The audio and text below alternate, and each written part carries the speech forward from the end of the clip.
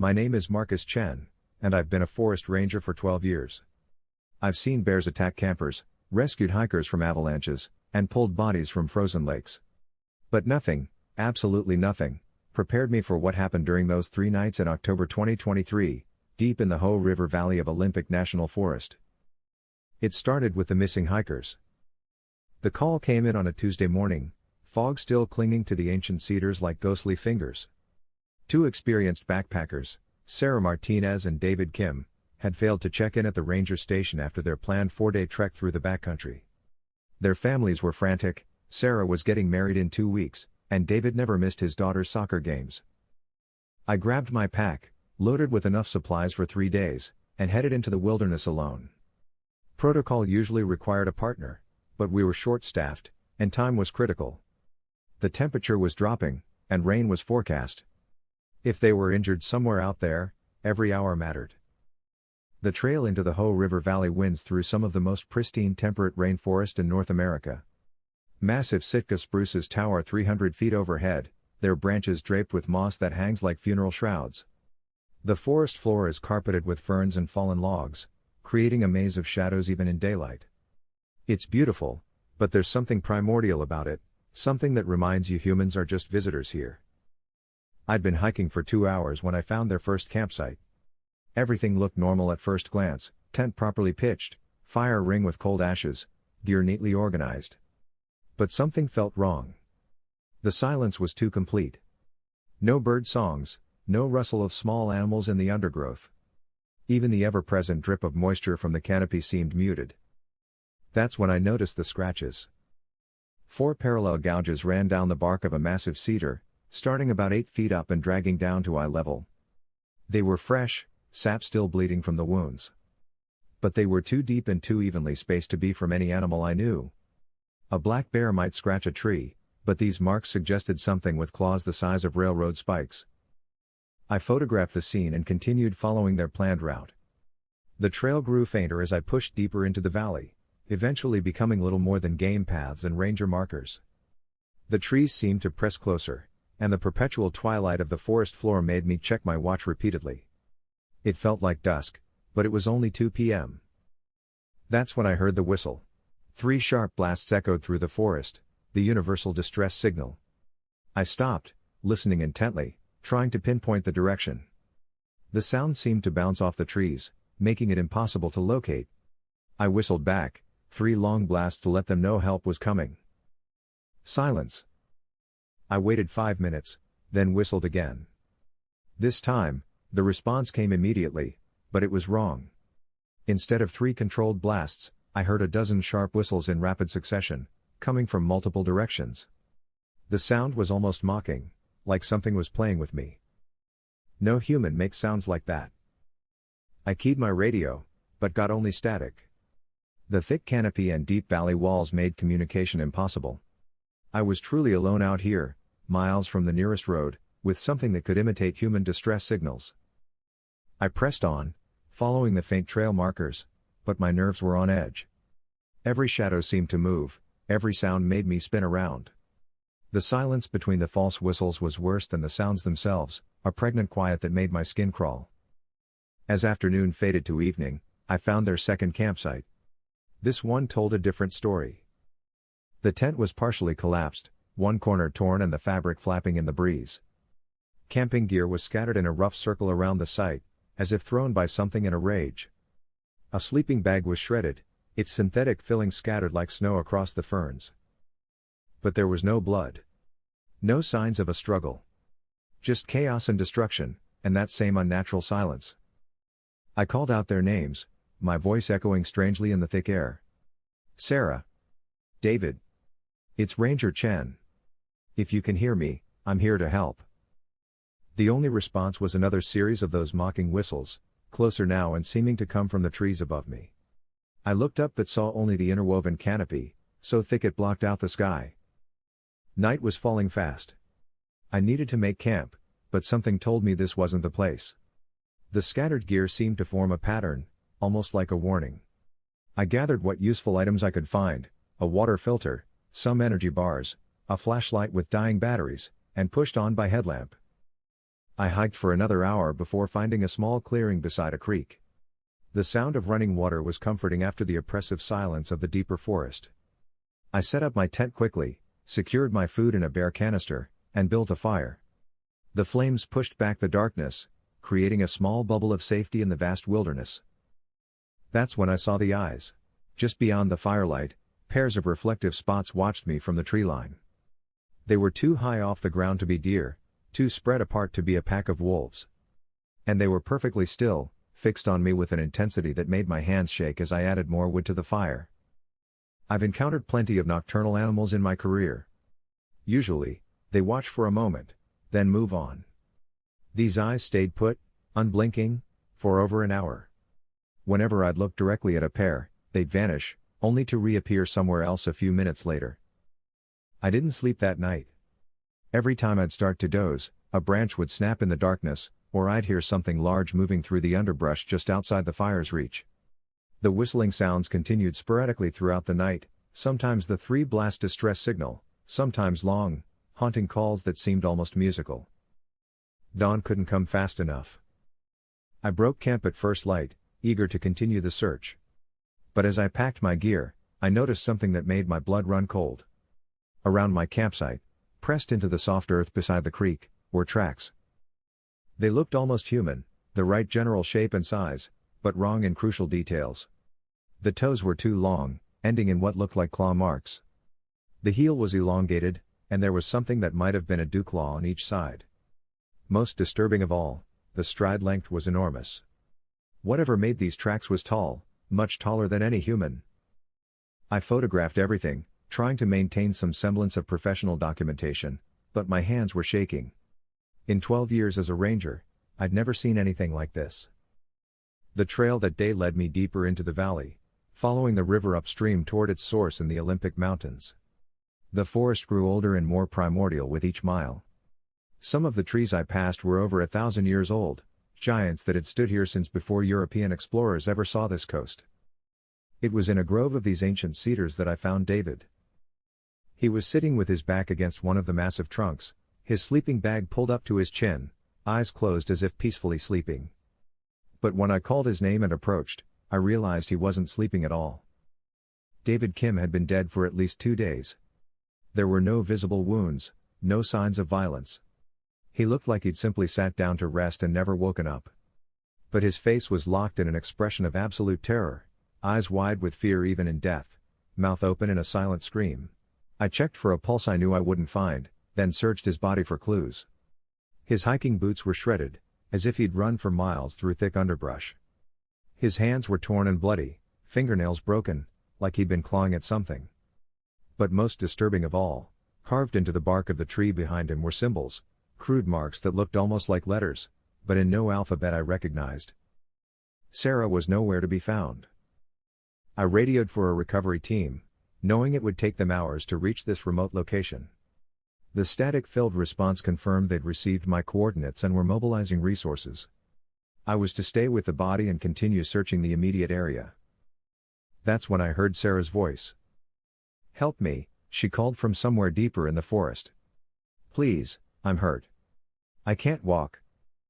I should have been relieved. Instead, every instinct I had screamed danger. The voice was Sarah's. I'd heard her speak when her family provided recordings for our search efforts. But something about the cadence was off, the inflection just slightly wrong, like someone trying to imitate speech patterns they didn't quite understand. "Sarah, keep talking so I can find you," I called back, following the sound of her voice while keeping one hand on my radio and the other on the pepper spray clipped to my belt. "I'm here," came the reply, but from a different direction now. "I'm hurt so bad." "David." Something happened to David. The voice led me in circles through the grove of ancient trees, always staying just out of sight, always moving. Sometimes it came from ground level, sometimes from high in the canopy. And gradually, I began to notice other sounds accompanying it, a clicking noise, like someone tapping claws against bark, and an odd rustling that didn't match any animal I knew. I stopped following the voice. "Sarah, I need you to stay in one place," I called. "I'm a ranger, and I'm here to help, but I need you to stop moving around." Silence stretched for several minutes. Then, from directly behind me, close enough that I could feel breath on my neck. "But I'm right here, Marcus." I spun around, pepper spray ready, but nothing was there. Just the massive trunks of the ancient cedars and the play of shadows between them. But the air felt different somehow, charged, like the moment before lightning strikes.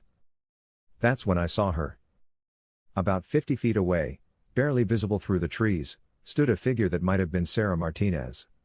She was the right height, had the right build, wore similar hiking clothes. But she stood too still, like a statue, and her head was cocked at an unnatural angle, tilted too far to one side. "Sarah?"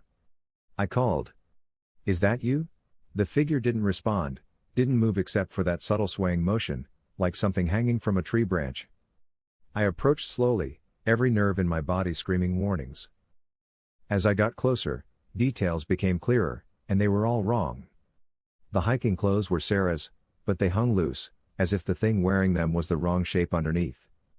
The skin I could see was too pale, almost translucent, with dark veins showing through like ink stains. And the smell, God, the smell was like something that had been rotting in the forest for weeks.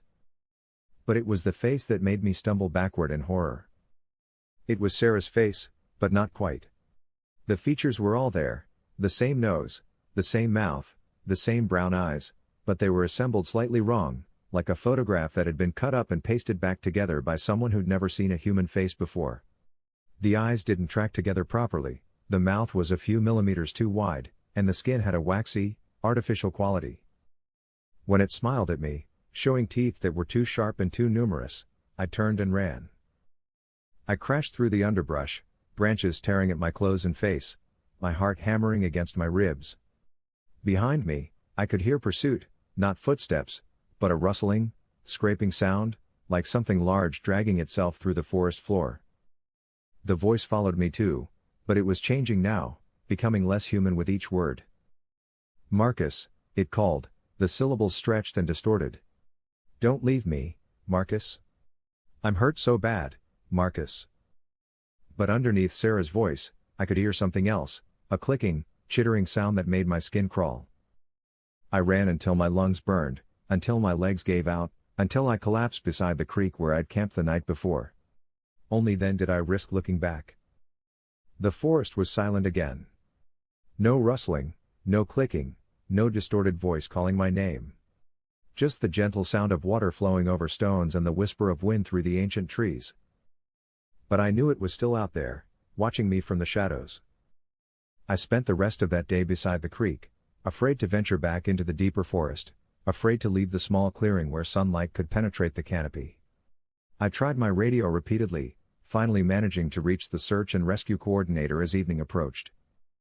"Recovery team is en route to your coordinates," came the static-filled response. "Should reach you by tomorrow morning." "Any sign of the female victim?"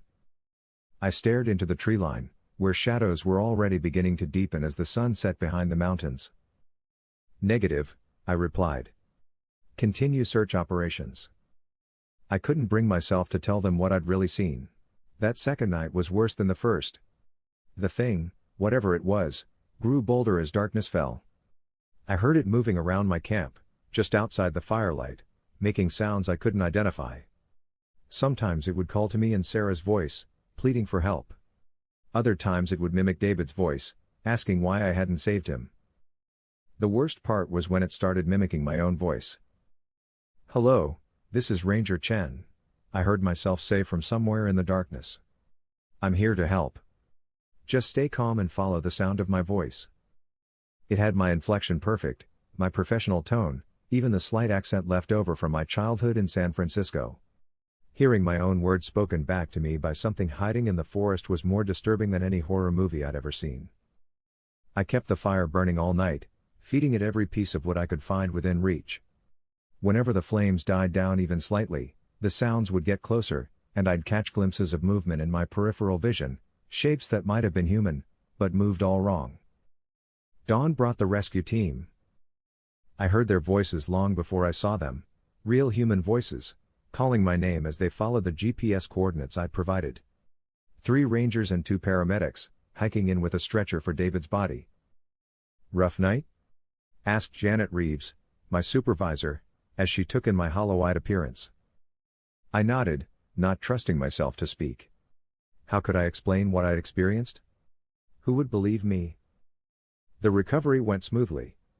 David's body was loaded onto the stretcher, and we began the long hike back to civilization. But as we left the grove of ancient cedars, I looked back one last time. Standing among the massive trunks, barely visible in the shadows, was the thing wearing Sarah's face. It watched our departure with that tilted head and unnatural stillness, and just before the trees blocked my view, I saw it raise one pale hand in what might have been a wave. Sarah Martinez was never found. The official report listed her as missing, presumed dead due to exposure. David Kim's death was attributed to cardiac arrest brought on by extreme stress and exposure. The unusual tracks I'd photographed were dismissed as distorted impressions in soft soil, the strange scratches on the trees attributed to a large bear. But I know the truth. There's something in the deep forest of the Olympic Peninsula, something that's learned to mimic human appearance and behavior with almost perfect accuracy. Something that preys on lost travelers, stealing their forms and voices for purposes I don't want to contemplate. I requested a transfer after filing my report. I now work in the desert Southwest, where the landscape is open and you can see for miles in every direction. I tell myself it's because I wanted a change of scenery, but the real reason is simpler. I'm terrified of forests now. Sometimes, late at night when the wind picks up, I hear whistling sounds that make my blood run cold. 3 sharp blasts, followed by that mocking series of rapid calls. And sometimes, when I answer the phone, there's a moment of silence before a familiar voice speaks. "Hello, Marcus," Sarah's voice says from the other end of the line. "I'm still here, Marcus. Still waiting for you to help me." Then the line goes dead, and I'm left staring at my phone, wondering if what I experienced in the Olympic National Forest was real, or if the isolation and stress of that search operation finally broke something inside my mind. But deep down, in the part of my soul that still remembers crouching by a campfire while something inhuman stalked through the darkness, I know the truth. Some places on this earth are older than human civilization, older than human understanding. And in those places, things exist that we're better off never encountering. I tell this story not because I expect anyone to believe it, but because somewhere out there, another hiker might be planning a trip into the deep wilderness of the Olympic Peninsula. If that's you, please reconsider. And if you must go, remember this. If you hear someone calling for help in the deep forest, be very, very careful about who you try to save. Sometimes the person crying for help isn't a person at all. Ranger Marcus Chen transferred to Joshua Tree National Park in November 2023. The case of Sarah Martinez remains open with the National Park Service.